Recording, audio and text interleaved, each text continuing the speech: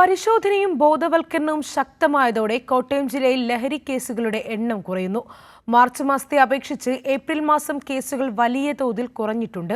ലഹരിക്കെതിരെ പൊതുജനങ്ങളിൽ നിന്നും മികച്ച പിന്തുണയാണ് സേനകൾക്ക് ലഭിക്കുന്നത്. ലഹരിക്കെതിരെ പരിശോധന വ്യാപകമായതോടെ ലഹരി ശൃംഖലയുടെ കണ്ണി തകർക്കാൻ എക്സൈസിനും പോലീസിനും കഴിഞ്ഞു. ഇതോടെ പോലീസും എക്സൈസും പിടികൂടുന്ന ലഹരി കേസുകളുടെ എണ്ണത്തിലും കുറവ് സംഭവിച്ചിട്ടുണ്ട്.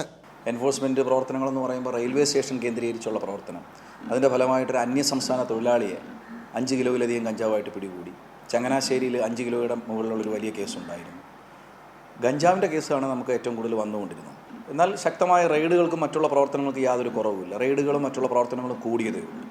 അപ്പം നമുക്ക് നിലവിൽ നമ്മൾ കണ്ടുകൊണ്ടിരിക്കുന്ന പോലീസിൻ്റെ കേസുകൾ നമ്മളെടുത്ത് പരിശോധിക്കുമ്പോൾ മുൻമാസങ്ങളെ അപേക്ഷിച്ച് കേസുകളുടെ എണ്ണത്തിൽ കുറവ് വരുന്നുണ്ട്. റെയ്ഡുകളും മറ്റുള്ള പരിശോധനകളെല്ലാം തന്നെ കൂടുന്നതിൻ്റെ ഫലമായിട്ട് ആകണം നമുക്ക് കേസ് കുറയുന്നതായിട്ടാണ് കാണാൻ പറ്റുന്നത്. തീർച്ചയായിട്ടും അങ്ങനെ കേസ് കുറയുന്നത് ഒരു ആശ്വാസകരമായ കാര്യം തന്നെയാണ്. മാർച്ച് മാസത്തിൽ കോട്ടയം ജില്ലയിൽ എക്സൈസ് പിടികൂടിയത് 155 കേസുകൾ, പോലീസ് 213.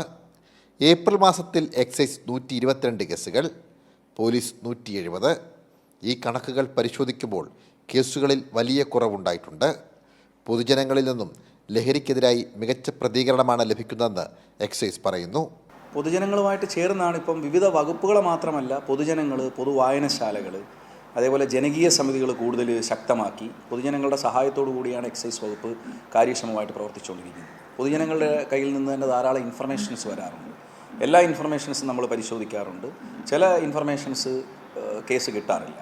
എന്നാലും നമുക്ക് കേസ് കണ്ടെത്തുന്നതിനും തുടർ നടപടികൾ സ്വീകരിക്കുന്നതിനും പൊതുജനങ്ങളുടെ ഭാഗത്തുനിന്ന് വളരെയേറെ സഹായമുണ്ടാകുന്നുണ്ട്. ജില്ലയിൽ 12 ഡി അഡിക്ഷൻ സെൻ്ററുകൾ പ്രവർത്തിക്കുന്നുണ്ട്. ബോധവൽക്കരണത്തിനൊപ്പം മതിയായ ചികിത്സയിലൂടെ ലഹരിക്കടിമകളായവരെ മോചിപ്പിക്കാനും ശ്രമം നടക്കുന്നു. സനു സുരേന്ദ്രൻ, കൈരളി ന്യൂസ്, കോട്ടയം.